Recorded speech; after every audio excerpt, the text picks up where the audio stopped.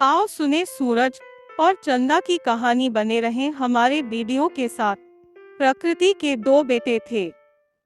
एक का नाम रखा गया सूरज और दूसरे का नाम रखा गया चंदा।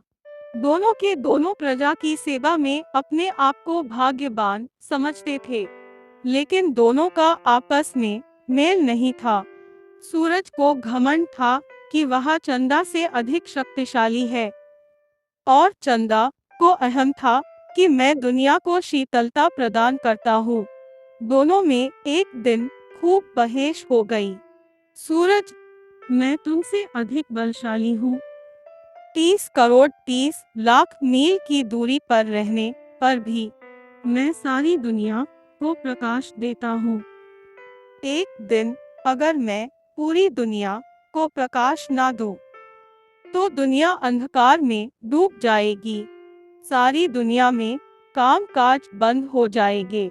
पेड़ पौधे, जीव जंतु सभी मेरे प्रकाश के बिना जीवित नहीं रह सकते हैं। और चंद्रमा, तुम तो 14 दिन तक धीरे धीरे घटते रहते हो, लेकिन मैं अपना सीना ठोक कर बोलता हूँ, मैं सभी दिन एक समान सबकी सेवा करता हूँ। चंद्रमा कहता है सूरज से, क्या तुम भूल गए हो कि तुम्हारी जब गर्मी लोगों को बर्दाश्त नहीं होती है, तो जीव जंतु छांव का सहारा लेते हैं।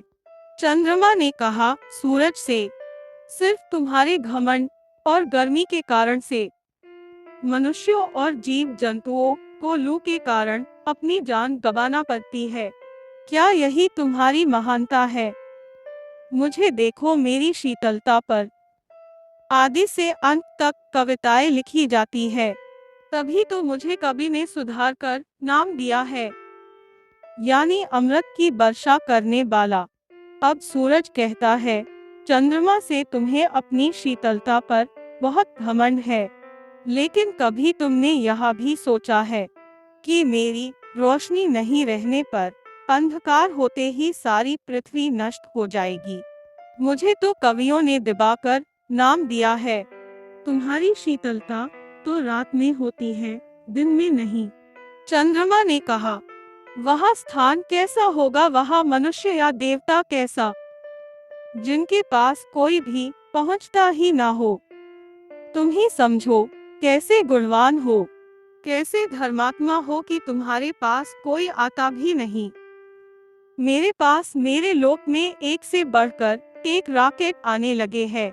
वैज्ञानिक व विद्वान लोग मेरे यहाँ के दर्शन करके पृथ्वी पर जाते हैं।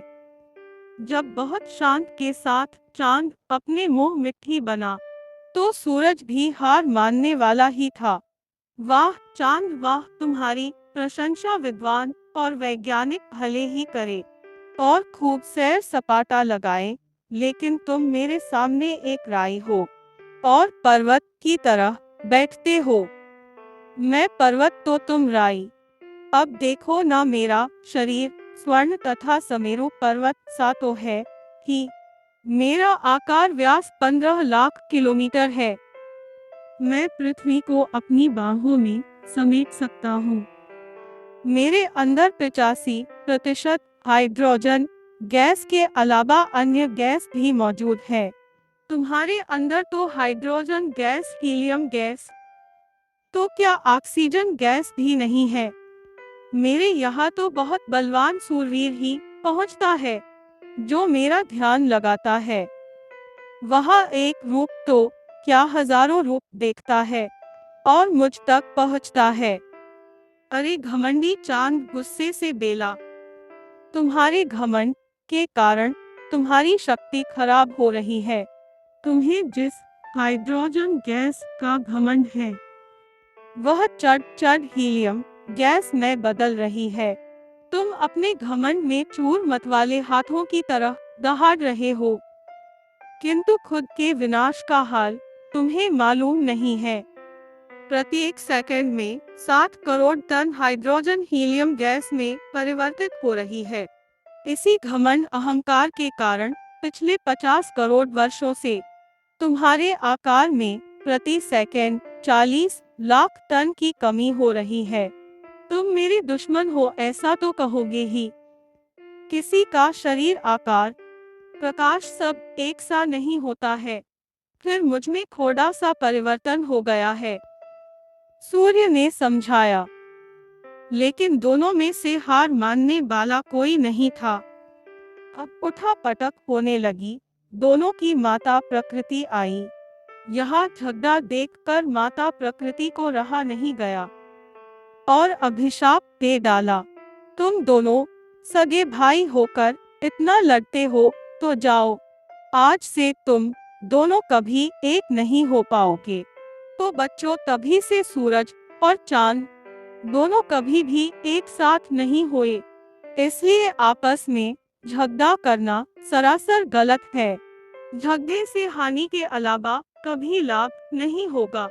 अतः बच्चों, आपस में मिलजुल कर रहना सीखो। कहीं ऐसा न हो कि आपकी माता गुस्से में आपको सूरज चंदा की तरह अभिशाप न दे दे। अब कहानी का समय समाप्त हुआ। कहानी कैसी लगी कमेंट में अवश्य बताएं। भाई, हमारे वीडियो को लाइक और फॉलो अवश्य करें। धन्यवाद।